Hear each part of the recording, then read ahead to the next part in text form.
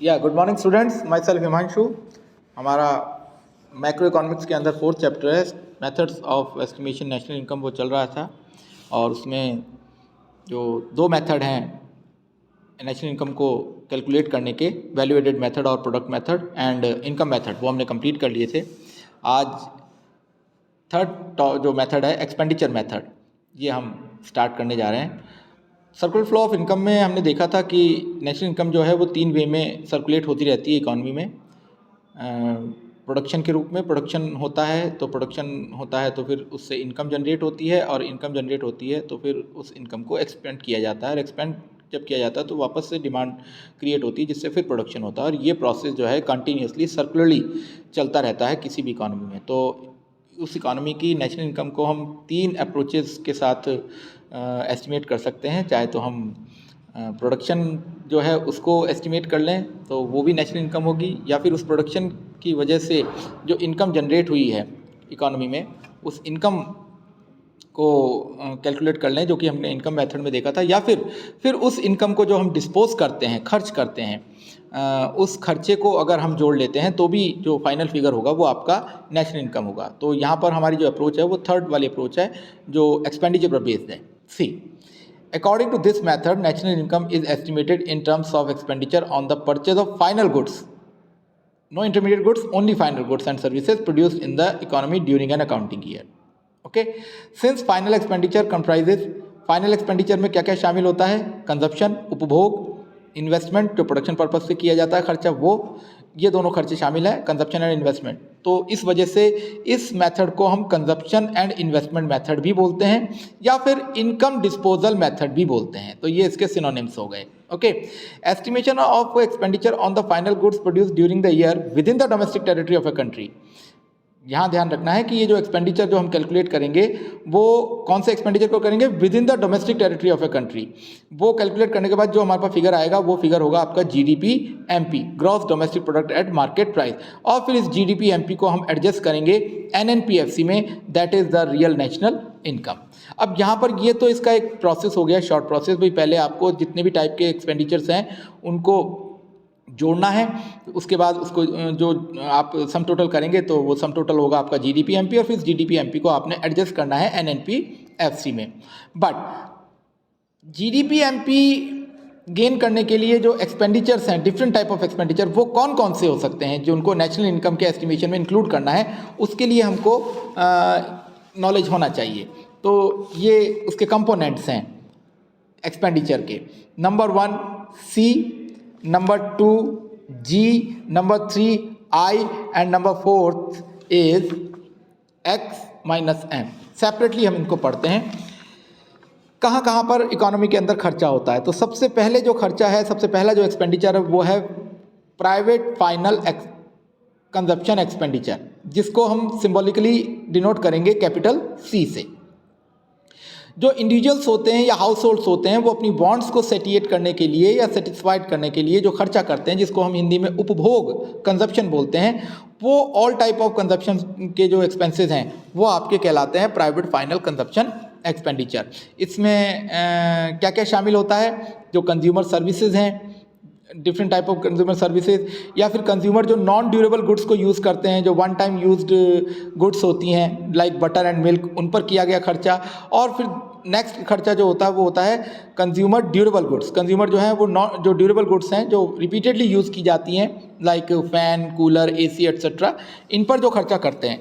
तो ये तीनों टाइप के जो एक्सपेंडिचर्स हैं इनको हम सम टोटल करेंगे तो हमारे पास आ जाएगा private final consumption expenditure. Okay, तो पहला कंपोनेंट हो गया एक्सपेंडिचर का सी। दूसरा जो कंपोनेंट है वो है government final consumption expenditure. Government जो है वो भी कंजप्शन एक्सपेंडिचर करती है। अब आप कहेंगे कि गवर्नमेंट क्या उपभोग करती है? तो गवर्नमेंट जो है जो एज अ वेलफेयर एजेंसी जो खर्चे करती है पब्लिक के वेलफेयर के लिए, वो सारे खर्चे जो हैं वो गवर्नमेंट के कंजप्शन एक्सपेंडिचर में इंक्लूड किए जाते हैं, जिनको हम डिनोट करते हैं कैपिटल जी से। लाइक गुड्स जो आपके गवर्नमेंट जो परचेस कर रही है, जैसे डिफेंस पर्सोनल के लिए जो हमारी सेनाएं हैं, आर्मी है, उसके खाने पीने का सामान, ड्रेसेस वगैरह, उनके ऊपर जो खर्चा कर रही है गवर्नमेंट, क्योंकि वो हम तो नहीं करते हैं डायरेक्टली, डायरेक्टली तो गवर्नमेंट ही करती है, तो गवर्नमेंट का जो वो खर्चा है वो खर्चा कंजप्शन एक्सपेंडिचर कहलाएगा गवर्नमेंट का, जो कि किससे डिनोट होगा, जी से। तो पहला तो हो गया सी, इंडिविजुअल या हाउस होल्ड्स के द्वारा किया जाने वाला खर्चा अपनी वांट्स को सेटिस्फाई करने के लिए, और दूसरा as a welfare agency law and order और डिफेंस एट्सेट्रा के ऊपर जो गवर्नमेंट खर्च करती है, इन दोनों खर्चों को हम कंजप्शन एक्सपेंडिचर में इंक्लूड करते हैं। ओके, तीसरा जो आपका एक्सपेंडिचर का टाइप आता है वो होता है इन्वेस्टमेंट एक्सपेंडिचर, जिसको हम डिनोट करेंगे कैपिटल आई से। इन्वेस्टमेंट वो खर्चा है जिससे इनकम जनरेट हो। इसमें जैसे मैंने लाइव क्लास में जो एग्जांपल दिया था वो ये एग्जांपल दे रहा हूँ कि एक मैंने कार परचेस करता हूँ और खुद के घूमने फिरने के पर्पज से वो कार मैंने परचेस करी है, तो वो तो होगा कंजप्शन एक्सपेंडिचर ड्यूरेबल गुड्स का। बट अगर उसी कार को मैं एज ए टैक्सी यूज़ करता हूँ, ट्रैवल एजेंसी के तौर पर एक मैं एजेंसी चला रहा हूँ जिससे मैं इनकम जनरेट होती है, तो फिर उस कार पर किया गया खर्चा, उस कार को खरीदने में जो किया गया खर्चा है वो कहलाएगा आपका इन्वेस्टमेंट एक्सपेंडिचर। तो it refer to expenditure on the purchase of final goods by the producer. These goods are to be further used in the process of production, है ना। प्रोड्यूसर्स जो फाइनल गुड्स के ऊपर खर्चा करते हैं, जिनको प्रोडक्शन प्रोसेस में यूज़ में लिया जाता है जिन गुड्स को, उन पर किया गया खर्चा जो है वो आपका इन्वेस्टमेंट एक्सपेंडिचर कहलाता है। तो expenditure by the farmer on the purchase of A tractor, जैसे एक फार्मर ने ट्रैक्टर खरीदा तो वो आपका कौन सा इन्वेस्टमेंट एक्सपेंडिचर है, वो इन्वेस्टमेंट एक्सपेंडिचर। अब इन्वेस्टमेंट एक्सपेंडिचर को भी इन्होंने आगे कैटेगराइज किया है, fixed investment and inventory investment. तो फिक्स इन्वेस्टमेंट की बात करते हैं तो फिक्स इन्वेस्टमेंट वो इन्वेस्टमेंट है जो कि फाइनल असेट्स, जो फिक्स असेट्स होती हैं जिनको रिपीटेडली यूज़ किया जाता है प्रोडक्शन पर्पस के लिए, उन असेट्स के ऊपर किया गया खर्चा, जिसको कैपिटल फॉर्मेशन भी बोल सकते हैं। इस फिक्स इन्वेस्टमेंट को हम कैपिटल, क्योंकि कैपिटल का निर्माण होता है। तो fix investment refer to the expenditure by the producer on the purchase of fixed assets like plant and machinery. अब इकोनॉमिस्ट ने इस फिक्स इन्वेस्टमेंट को सब कैटेगराइज किया गया है, जैसे बिजनेस फिक्स इन्वेस्टमेंट, आपने बीइंग ए प्रोड्यूसर आपने कोई मशीन खरीदी, नया प्लांट इस्टेब्लिश किया, उसके ऊपर जो खर्चा किया तो वो बिजनेस फिक्स इन्वेस्टमेंट कहलाएगा। इसी तरह से दूसरा जो फिक्स इन्वेस्टमेंट है by the house holds in terms of construction of houses. हम लोग जो मकान बनाते हैं उस मकान, वो मकान हमारे लिए एक फिक्स असेट होती है, क्योंकि आपने वैल्यू एडिड मेथड में और इनकम मेथड दोनों में हमने एक चीज़ पढ़ी थी प्रिकॉशन वाले सेक्शन में, कि जिन घरों में हम रह रहे हैं और किराया पे नहीं करते हैं, उन घरों का एक इम्प्यूटेड रेंट जो है वो नेशनल इनकम में इंक्लूड होता है। तो जब उनका इम्प्यूटेड रेंट नेशनल इनकम में इंक्लूड हो रहा है तो दैट मीन्स वो घर, वो बिल्डिंग जो है वो एक फिक्स्ड असेट है, और अगर वो फिक्स्ड असेट है तो उस फिक्स असेट को क्रिएट करने में जो खर्चा किया गया है उस खर्चे को हम इन्वेस्टमेंट की कैटेगरी में इंक्लूड करेंगे। ओके, और उसके बाद तीसरा टाइप का जो फिक्स इन्वेस्टमेंट है जो गवर्नमेंट करती है, गवर्नमेंट डैम्स बनवाती है, रोड्स बनवाती है, ब्रिजेस बनवाती है ना, इन सब के ऊपर किया जाने वाला खर्चा जो है वो पब्लिक फिक्स इन्वेस्टमेंट कहलाता है। तो फिक्स इन्वेस्टमेंट जो है वो तीन तरह का हो गया, प्राइवेट एंटरप्रेन्योर के द्वारा किया गया प्लांट एंड मशीनरी पर, हाउस होल्ड्स के द्वारा किया गया अपने घरों के ऊपर खर्चा, घरों को बनाने में जो किया गया खर्चा है, और गवर्नमेंट जो पब्लिक प्रॉपर्टी बनाती है, रोड्स, डैम्स, ब्रिजेस, इनके ऊपर जो खर्चा किया गया। ये तीनों टाइप के जो एक्सपेंडिचर्स हैं ये फिक्स्ड इन्वेस्टमेंट की कैटेगरी में आते हैं। और इन्वेस्टमेंट का जो दूसरा टाइप है वो है इन्वेंट्री इन्वेस्टमेंट। इन्वेंट्री इन्वेस्टमेंट क्या होता है कि प्रोडक्शन प्रोसेस को अनअबेटेडली कंटिन्यू रखने के लिए जो हम रॉ मटेरियल पर या सेमी फिनिश गुड्स पर या फिनिश गुड्स के ऊपर जो खर्चा करते हैं, that type of expenditure is called inventory investment. It refer to the change in stock during the year as noted earlier. It is estimated as the difference between closing stock of the year and opening stock of the year. जो भी semi finish goods हैं जो बिकी नहीं, और raw material हमने जो purchase कर रखा है फ्यूचर प्रोडक्शन पर्पस से, उसके ऊपर जो खर्चा किया गया है वो सारा खर्चा जो है इन्वेंट्री इन्वेस्टमेंट की कैटेगरी में आएगा। तो ये तीन कंपोनेंट्स हो गए आपके, private expenditure, government consumption expenditure, investment expenditure. Fourth component of the expenditure method is net export. Net export मतलब export minus import. Net export refer to the difference between export and import during an accounting year. Exports and expenditure by the foreigners on the domestically produced final goods and services.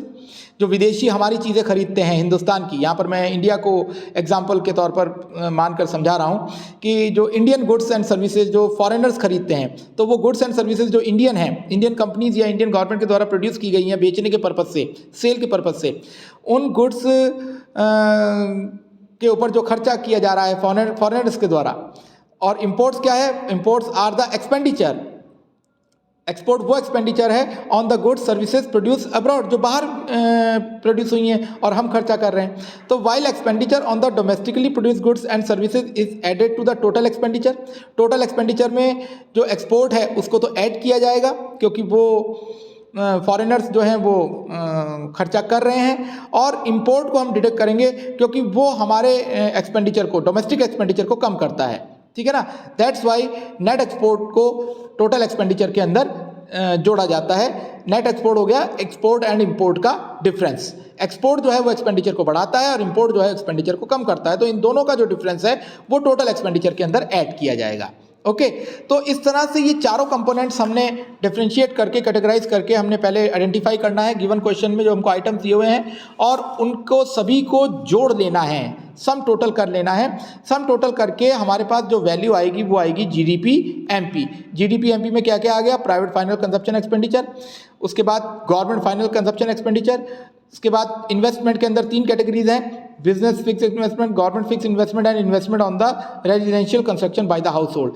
ये तीनों items जो हैं ये gross domestic fix investment के रूप में भी माने जा सकते हैं। कहने का मतलब ये है कि अगर किसी क्वेश्चन में आपको ग्रॉस डोमेस्टिक फिक्स इन्वेस्टमेंट की वैल्यू दी हुई है और इन तीनों कंपोनेंट्स की वैल्यू भी दे रखी है, तो आपको इन तीनों और इसको बार बार 2 बार नहीं जोड़ना है, या तो आप इसको जोड़ लीजिए, और अगर आप इसको ऐड नहीं कर रहे हैं एनआई के जीडीपी एमपी में, तो फिर आप इन तीनों को सेपरेटली जोड़ें।